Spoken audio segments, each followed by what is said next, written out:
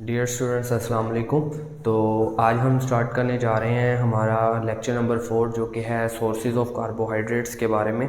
तो सबसे पहले हम बात करेंगे कि कार्बोहाइड्रेट्स के सोर्सेज क्या हैं।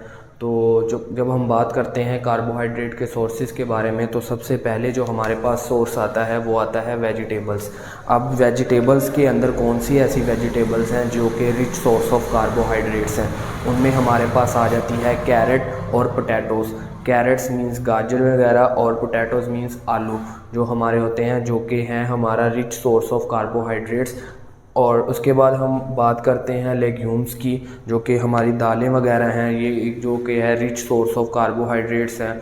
और जब हम बात करते हैं फ्रूट्स की तो तमाम फ्रूट्स जो होते हैं वो रिच सोर्स ऑफ कार्बोहाइड्रेट्स होते हैं, चाहे वो नॉन स्वीट फ्रूट्स हों या स्वीट फ्रूट्स हों, यानी कि मीठे फल हों या मीठे फल ना हो, वो तमाम के तमाम जो हैं वो कार्बोहाइड्रेट्स का एक बेहतरीन सोर्स जो हैं वो होते हैं।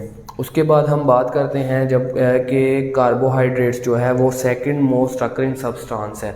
हमने पिछले चैप्टर्स में बायोकेमिकल प्रिंसिपल में पढ़ा था कि जो वाटर है वो हमारा पहले नंबर पर मोस्ट अकरिंग सब्सटेंस है। जब हम आपको एमसीक्यूज़ के अंदर ये चीज़ पूछी जाए कि फर्स्ट मोस्ट अकरिंग सब्सटेंस कौन सा है तो हम बात करते हैं वाटर की। जब हम बात करते हैं कि सेकंड मोस्ट अकरिंग सब्सटेंस कौन सा है तो उसके अंदर हम बात करेंगे कि जो हमारा सेकंड मोस्ट अकरिंग सब्सटेंस है वो हमारा कार्बोहाइड्रेट है।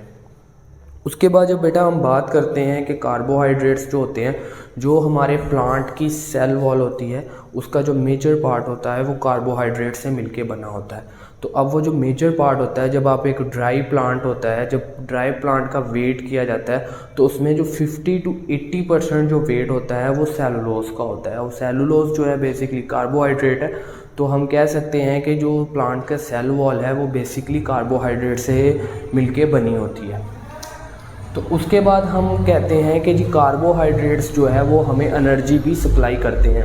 अब जैसे कि हम बात करते हैं 55% ऑफ टोटल एनर्जी नीड्स, जो हमारी बॉडी जो है 55% जो टोटल एनर्जी है वो कार्बोहाइड्रेट से लेती है।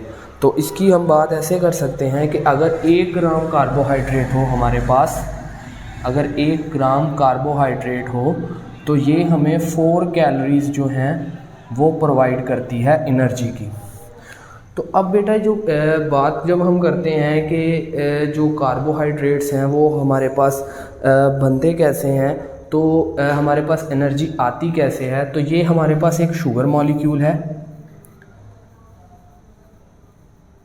और ये हमारे पास ऑक्सीजन है।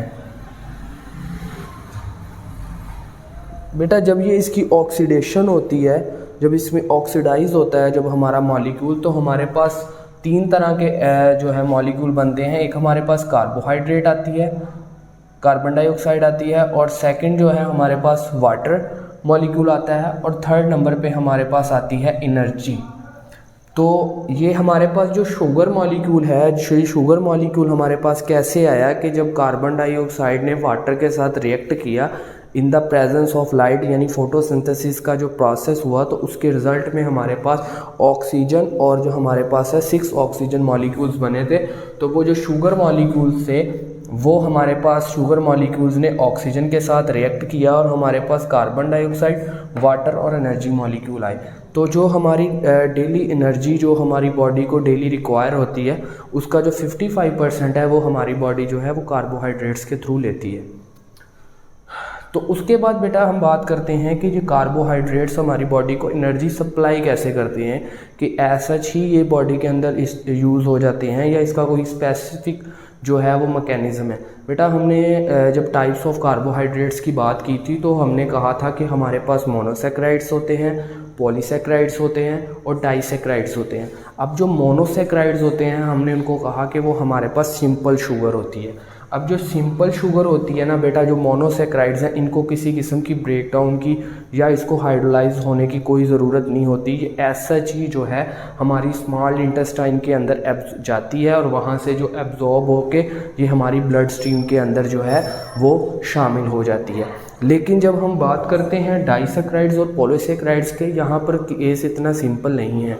यहाँ पर जो डाइसैकराइड्स और पॉलीसैकराइड्स होते हैं इनको सबसे पहले हाइड्रोलाइज होना पड़ता है मोनोसैकराइड्स के अंदर, यानी कि सिंपल शुगर के अंदर। तो जब ये डाइसैकराइड्स और पॉलीसैकराइड्स की हाइड्रोलाइजेशन हो जाती है, जब हाइड्रोलाइज हो जाती हैं तो हमारे पास बनता है मोनोसैकराइड्स। अब ये जो मोनोसैकराइड है ये हमारी ब्लड स्ट्रीम के अंदर एंटर हो जाता है, यानी मोनोसैकराइड्स तो डायरेक्टली जो है वो हमारी ब्लड स्ट्रीम के अंदर थ्रू स्मॉल इंटेस्टाइन जो है वो एब्जॉर्ब होगी। लेकिन जब हम बात करते हैं डाइसैकराइड और पॉलीसैकराइड्स की, तो उस केस में सबसे पहले वो मोनोसैकराइड्स के अंदर ट्रांसफ़र होगी, शिफ्ट हाइड्रोलाइज होगी, और उसके बाद जो है वो हमारी ब्लड स्ट्रीम के अंदर जो है वो शामिल हो जाएगी।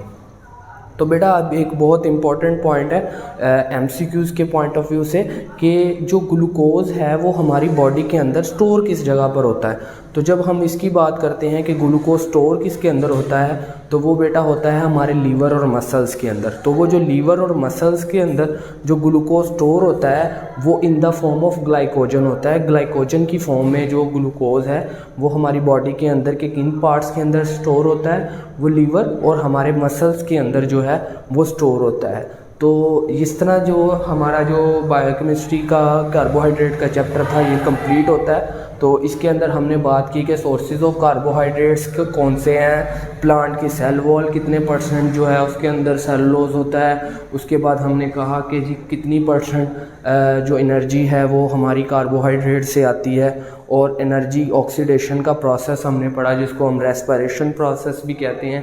उसके बाद हमने कहा कि हाउ कार्बोहाइड्रेट सप्लाई एनर्जी, कि अगर मोनोसैकराइड्स होंगे तो वो ब्लड स्ट्रीम के अंदर कैसे शामिल होंगे, और अगर डाइसैकराइड्स और पॉलीसैकराइड्स होंगे तो वो हमारी ब्लड स्ट्रीम के अंदर कैसे शामिल होंगे। तो उसके बाद हमने बात की कि जो ग्लूकोज होता है वो हमारे लीवर और मसल्स के अंदर स्टोर होता है और वो in the form of glycogen होता है। तो ये हमारा बेटा आज का लेक्चर था, और इसी के साथ हमारा कार्बोहाइड्रेट्स का जो चैप्टर है वो ख़त्म होता है। तो इंशाल्लाह मिलते हैं आपसे नेक्स्ट लेक्चर में।